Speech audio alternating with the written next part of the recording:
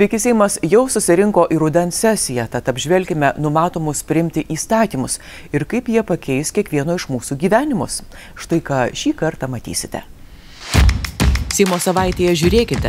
Seimas pradėjo rudens sesiją, svarbiausias laukiantis darbas kitų metų biudžetas. Respublikos prezidentas Gitanas Nausėda pakvietė laikytis dviejų pagrindinių prioritetų – valstybės nacionalinio saugumo užtikrinimo ir ekonominio bei socialinio žmonių saugumo.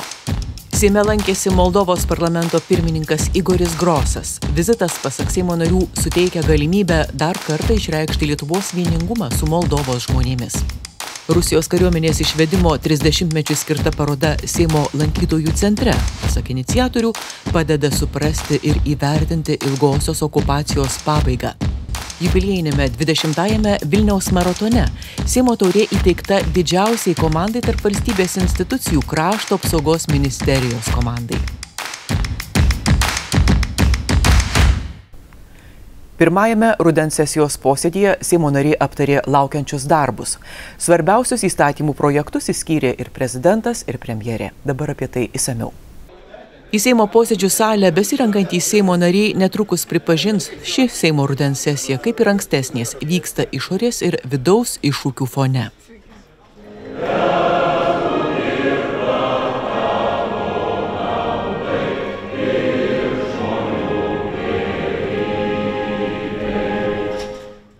Kreipdamas į Seimo narius, Seimo pirmininkė Viktorija Čmilytė Nilsen sako, agresija Ukrainoje tęsiasi, regiono geopolitinė situacija lieka įtempta, sudėtinga padėtis pasaulio rinkose. Nors situacija Lietuvos ekonomikoje neblogėja, mes netgi demonstruojame geresnius rezultatus nei kitos Baltijos šalys ir į tai ekspertai atkreipia dėmesį, kaip į mūsų stiprybę būti dar gali visko. Todėl natūralu, kad greta išorės prisideda ir vidaus iššūkiai. Pagrindinis šios sesijos uždavinys bus priimti 2024 metų biudžeto įstatymą, kurio svarstymus tikrai palies priešrinkiminės nuotaikos. Tai galima pajusti jau ir dabar. Tačiau neturėtume pamiršti, kad partijos pasirašiusios 2 nacionalinius susitarimus – krašto apsaugos ir švietimo politikos srityje. Todėl natūralu, kad greta strateginių infrastruktūrinių projektų šių susitarimų įgyvendinimui turėtų būti skiriamas pirmaeilis dėmesys. Į rudens sesijos darbotvarkę įtraukti 469 įstatymų projektai be lydimųjų. Siūlymų dėl rudens sesijos darbų programos pateikė visi Seimo komitetai ir frakcijos. Aš palinkėsiu pradedant sesiją visiems kolegoms ir žinoma ir savo pačiai, kad diskutuodami mes galų gale visgi rastume kompromisus. Mokesčių reformą esam sutarę etapiškai svarstyti ir diskutuoti, debatuoti, kiek tom prireiks laiko. Vis tik tais norėtųsi, kad jinai išliktų maksimaliai pasiūlytoje apimty, suprantama, aišku, kad yra nuomonių išsiskyrimų ir jinai matyt koreguosis, bet negalim turbūt neatsižvelgti į savo netobulumus mokesčių sistemoje ir tas pastabas, kurias sulaukėm iš tarptautinių organizacijų. O bendrai sesijai, tai darbinga sesija, biudžetas matyt bus ta vieta, kur bus karščiausia ir tie rinkimai, natūralu, kad bus daug dosnių pasiūlymų ir reikės visiems kažkaip konstruktyviai darbuotis, kad nesukeltumėm neišpildomų lūkesčių žmonėms ir žiūrėtumėm valstybės biudžeto pajėgumų. Vienas iš mūsų turbūt šios rudens sesijos tokių svarbiausių projektų tai yra parengtas frakcijos registras seksualinių nusikaltėliams identifikuoti ir su tuo susijęs žemėlapis. Tai labai tikėsime ir kviesime palaikyti mūsų šitą projektą. Mokesčių pakeitimai labai svarbu, kad būtų adekvatus, gerai išdiskutuoti, kad išvengtume bereikalingo skuboto mokesčių kelimo.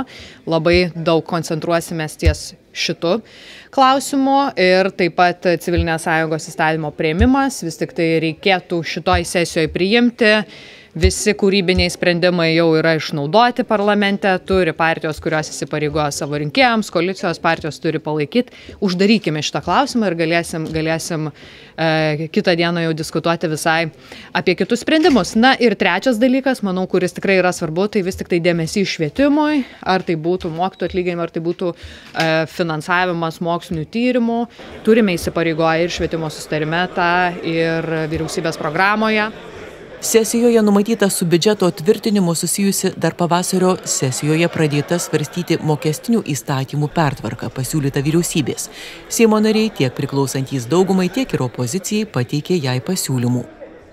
Tikrai greičiausiai bandys susitarti dėl nekilnojamo turto mokesčio, dėl didesnio progresyvumo arba daugiau apmokins turtingesnius žmonės, tai vargu bau, nes netgi nekilnojamo turto įstatyme dabartinė valdžia, tie, kas šiandien moka didesnius mokesčius už nekilnojamą turtą, siūlo, kad jie mokėtų mažesnius, o tie, kas moka mažus mokesčius arba nemoka, pradėtų mokėti. Kryptis labai akivaizdi, bent jau pateiktuose projektuose. Rudens sesijoje Respublikos prezidentas siūlo svarstyti 10, vyriausybė 82 teisės aktų projektų paketus. Vyriausybė šį kartą teikia mažiau projektų negu paprastai teikdavo ir todėl, kad daug sprendimų, kuriuos vyriausybei reikėjo inicijuoti pagal programą, jau yra priimta ir dėl to, kad pasimokėm iš tų tokių atvejų, kai planavom per ambicingai ir rezultate projektai nusikėlė į vėlesnes sesijas. Tai tikrai su kolegomis sutarėm labai aiškiai apriboti tą savo siūlymų sąrašą tuo, kas yra būtina, dramblys kambaryje, kaip sakoma. Ir pagrindinis klausimas šiais metais bus ateinančių metų biudžetas ir tie teisės aktai, kurie bus susiję su ateinančių metų biudžetu. Tai dabar, kaip žinia, vyksta intensyvus darbas. Biudžetą tikime šiais metais pateikti anksčiau vėlgi, negu statute yra numatyta. Taip kaip ir praėjusiais metais pavyko anksčiau pateikti, tikiuosi, kad ir šiais metais pavyks anksčiau pateikti. Ir tos diskusijos Seime galės prasidėti anksčiau spalio pradžioje. Premjerė tvirtina, Lietuvos ekonomikos padėtis nėra bloga. Vidutinio darbo užmokesčio šalyje augimas vėl viršys prognozes, infliacija sparčiai lėtėja, o kritusios pasaulinės išteklių kainos leidžia tikėtis žymiai pigesnės šildymo sezono pradžios nei pernai. Ingridos Šimonytės teigimu antrąjį ketvirtį viešajame sektoriuje buvo fiksuotas realių pajamų augimas. Netrukus bus ir privačiame sektoriuje.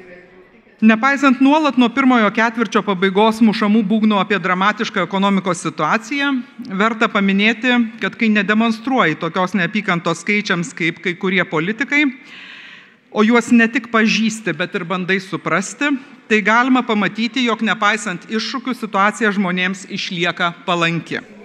Daug dėmesio ir laiko rudens sesijoje Seimas skirs nacionalinio saugumo klausimams, tarp kurių karo padėties įstatymo pakeitimai. Įvedus karo padėtį ginkluotosioms pajėgoms būtų priskirti valstybinės sienos apsaugos, viešojo saugumo, vadovybės apsaugos tarnybų rezervai ir komendantiniai Šaulių sąjungos ginkluotojo pasipriešinimo vienetai. Sesijoje numatoma tobulinti antstolių ir notarų veiklos reglamentavimą, mažinti gydytojų administracinę naštą. Bus ieškoma lėšų mokytojų atlyginimams, kurie turi pasiekti 130% šalies atlyginimų vidurkio, o mokslininkų 150%. Sprendžiant aplinkosaugos problemas, teikiami nauji miškų, atliekų tvarkymo įstatymai, o susisiekimo srityje skaidrinamas pavėžėjų sektorius. Prieš prasidedant Seimo rudens sesijai su Seimo pirmininkė Viktorija Čmilytė Nilsen ir Seimo valdybos nariais susitikusio prezidento Gitano Nausėdos teigimu, būtina rasti tvarių sprendimų dėl antrosios pensijų pakopos ir užtikrinti orę senatvę. Taip pat paskutinis šios kadencijos Seimo tvirtinamas biudžetas, pasak šalies vadovo, privalo išlikti socialiai jautrus. Dėl geopolitinės ir valstybės vidaus situacijos, pasak prezidento, būtina toliau laikytis dviejų pagrindinių prioritetų. Visų pirma, valstybės nacionalinio saugumo užtikrinimo. Antra, ekonominio ir socialinio žmonių saugumo. Svarbu ne tik tai išorinis valstybės saugumas, kuriuo mes tikrai nuoširdžiai visi rūpinamės, neišskiriant nieko, tiek valdančioji koalicija, tiek opozicija, tiek aš. Tai yra, kad valstybė būtų saugi, kad ji turėtų kolektyvinės gynybos tvirtą skėtį, kad ji pati rūpintųsi savo kariuomenės modernizavimo ir savo atsparumo didinimo. Bet lygiai taip pat svarbu ir vidaus saugumas, kurį užtikrina pirmiausia mūsų rūpestis žmogumi.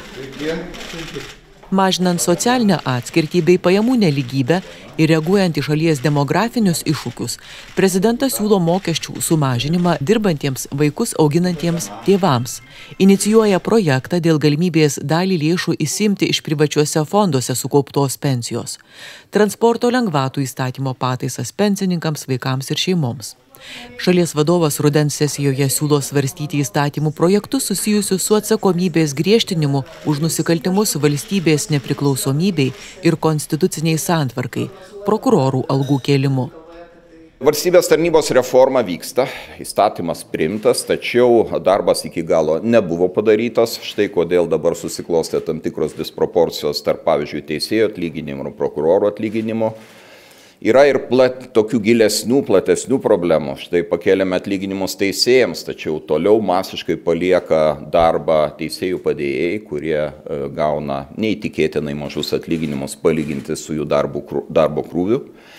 Mums reikia prie šitų disproporcijų grįžti ir spręsti jas kaip galima greičiau, nes jos yra tiesiog nepateisinamos nei logiškai samprotaujant, nei pasitelkiant tarptautinius pavyzdžius. Nacionalinio saugumo ir gynybos klausimai tikrai išlieka mūsų akiratyje ir šioje srityje bus daug iniciatyvų. Taip pat svarbu, kad skirdami dėmesį saugumui, gynybai mes neišleistume iš savo akių žmogaus teisių, laisvių, pagarbos žmogaus teisėms ir vėlgi noriu pasidžiaugti, kad sutapo matymas, jog žmogaus teisės turi būti suvokiamos kiek įmanoma plačiai ir kad tai yra taip pat saugumo dalis žvelgiant plačiaja prasme.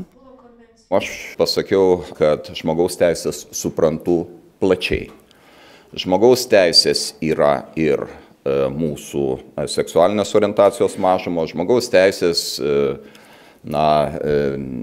yra taip pat ir noras galbūt turėti lengvesnę prieigą prie narkotinių medžiagų. Tačiau mano akimis lygiai tokios pačios žmogaus teisės yra ir mūsų senjorų finansinė padėtis ir šeimų padėtis, ypač šeimų auginančius vaikus ir žmonių su negale padėtis. Tai kuomet kalbam apie žmogaus teisės, nepamirškime, kad didžioji Lietuvos žmonių dalis šiandien turi tokias žmogaus teisės, kurių atžvilgiu mes galėtume pasistengti labiau ir garantuoti joms tas teisės platesnė ir gilesnė apimtimi. Prezidentas pabrėžia, kad būtina grįžti prie klausimo svarstyti apribojimus Rusijos ir Baltarusijos piliečiams, nes tai kelia iššūkių Lietuvos saugumui. Seime lankantis Moldovos parlamento pirmininkui Igoriui Grosui, Seimo pirmininkė Viktorija Čmilytė Nilsen teigia, kad Moldovos parlamento vadovo vizitas į Lietuvą suteikia galimybę dar kartą išreikšti Lietuvos solidarumą su Moldovos žmonėmis.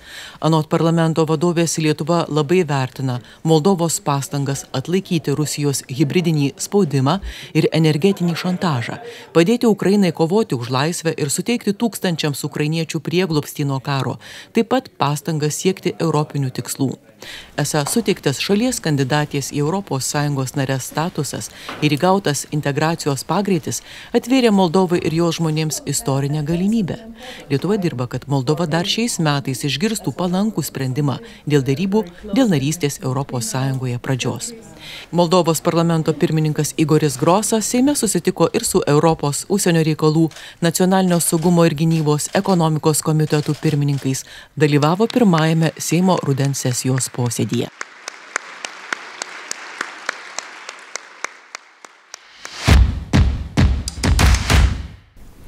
Seimo lankytojų centre atverta paroda 30 metų Rusijos kariuomenės išvedimui iš Lietuvos. Taip pat vyko diskusija apie geopolitinės audras sovietiniai kariuomeniai traukiantis iš Lietuvos. Lietuvių tautos valia, kad okupantai turi nešdantis iš Lietuvos labai aiškiai ir ne kartą buvo išreikšta 1989–1991 metais. Pasak Seimo nario krašto apsaugos ministro istoriko Arvydo Anušausko, galiausiai 1993 rugpjūčio 31 dieną po ilgų ir alinančių derybų taikiai, be prievartos, be pasipriešinimo, iš Lietuvos išvežta gausybė galingos technikos, į kitą valstybę perkelta 10 000 karių. Ši diena svarbi tuo, kad Lietuvoje neliko okupacinės kariuomenės prieš 30 metų.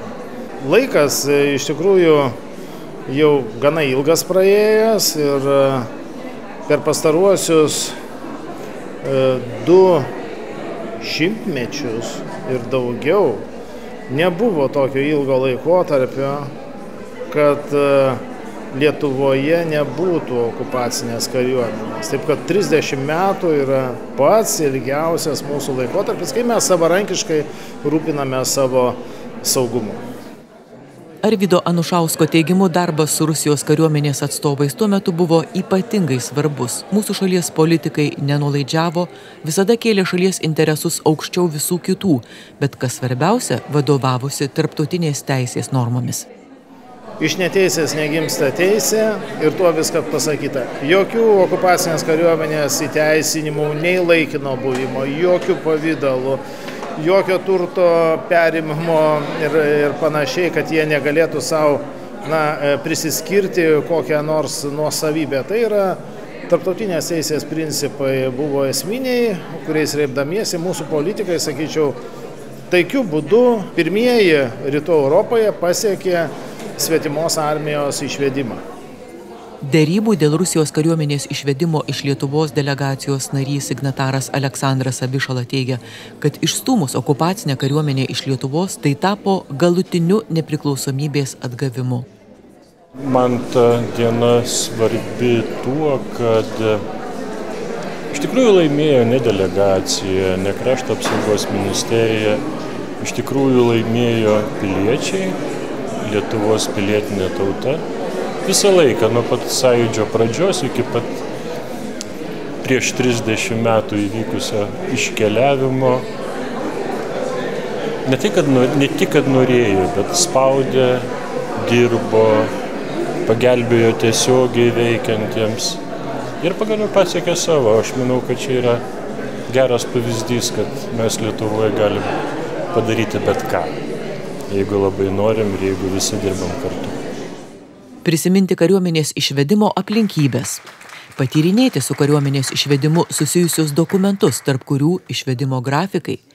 Iš laiko perspektyvos įvertinti to meto fotografijose įamžintas istorinės akimirkas, pakvietė Lietuvos valstybės naujasis archyvas. Mes pristatom praktiškai visus dokumentus nuo to, kaip prasidėjo dėrybos dėl pačios kariuomenės išvedimo, visus etapus, taip pat eksponuojam gyvai dokumentus, kiek kariuomenės pagal dokumentus buvo išvesta, kokios ginkluotės, kokios pajėgos. Ir taip pat dokumentai ir su parašais, ir Lietuvos pusės, ir Rusijos federacijos pusės. Ir praktiškai ties dokumentai, kuriuos mes eksponuojam parodoj, parodo, kaip per 3 metus sugebėjom tapti visiškai laisvi. Noriu padėkoti institucijom ir karo muziejui, todėl kad dokumentai buvo rinkti ne tik iš mūsų archyvo, bet ir iš visų kitų, kas turi fotografijas iš Lietuvos centrinio valstybės archyvo. Taip kad bendras indėlis, taip pat dėkojam ir pulkininkui Jonui Gečui, kuris iš savo asmeninio archyvo paskolino dokumentus ir yra irgi eksponuojami parodoje. Ir jie yra eksponuojami laikinai, tai yra tik vienas nepilnas mėnuo, kol veiks ir po to grįš į jo asmeninį archyvą. Archyvai kviečia visus išsaugoti istoriją, turinčius dokumentų nuo 1990 ir vėlesnių metų, kreiptis ir perduoti archyvams, kad ir po 100 metų, minėdami 130-asias Rusijos kariuomenės išvedimo iš Lietuvos metines, galėtume pasidžiaugti išsaugotais dokumentais. Vilniaus maratone įteikta Seimo taurė. Didžiausias bėgimo renginys vyko jubiliejinį 20 kartą. Ir kaip tik tuo metu, kai 700-ąjį gimtadienį švenčia Vilniaus miestas, kurio gatvėmis kasmet ir vyksta maratonas.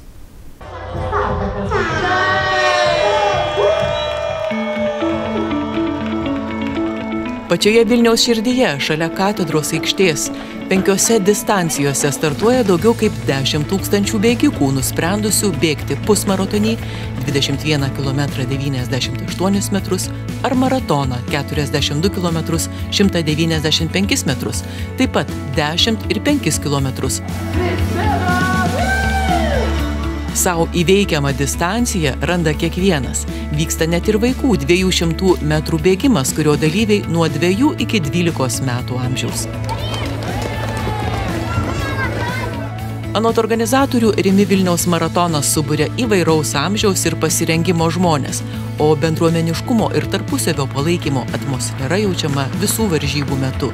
Ta gali patvirtinti ir Seimo komanda, į kurią kasmet susiburia Seimo nariai ir kanceliarijos darbuotojai. Vilniaus maratone kasmet varžomasi ir dėl Seimo taurės. Turėti rimtą kariuomenę turbūt yra kiekvienos valstybės pagrindas. Krašto apsaugos ministerija į priekį, tai yra visiems lipa. Seimo pirmininko pavaduotojas Paulius Saudargas Seimo taurę įteikia beveik 300 bėgikų subūrusiai ir geriausiai tarp valstybės institucijų pasirodžiusiai Krašto apsaugos ministerijos komandai. Tai apskritai yra graži tradicija, bėgimo tradicija Vilniuje. Rudenį pradedame bėgdami kas kiek gali ir tikrai ši šventė sutraukia labai daug žmonių iš viso pasaulio, ne tik vilniečius, ne tik Lietuvos gyventojus, bet ir svečių labai daug iš užsienio.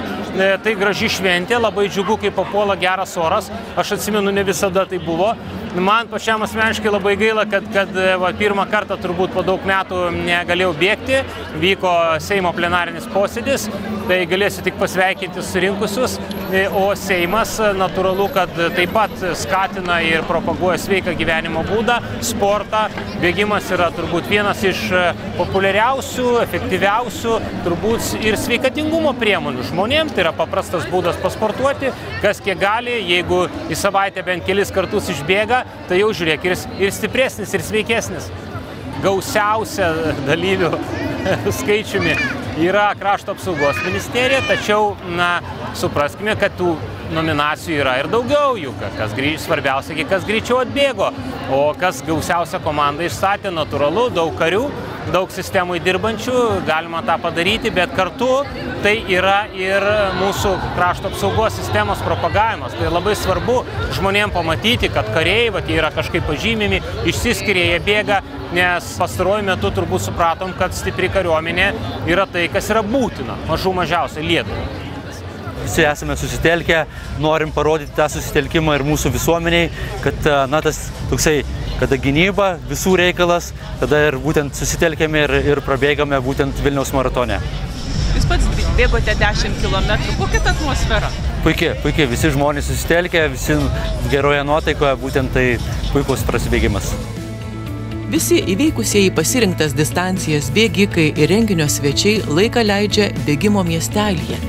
Čia ir Seimo erdvė, kur lankytojai supažindinami su piliečių galimybėmis dalyvauti viešajame valdyme, parlamentarizmu, Seimo darbu, teisėkūros procesais.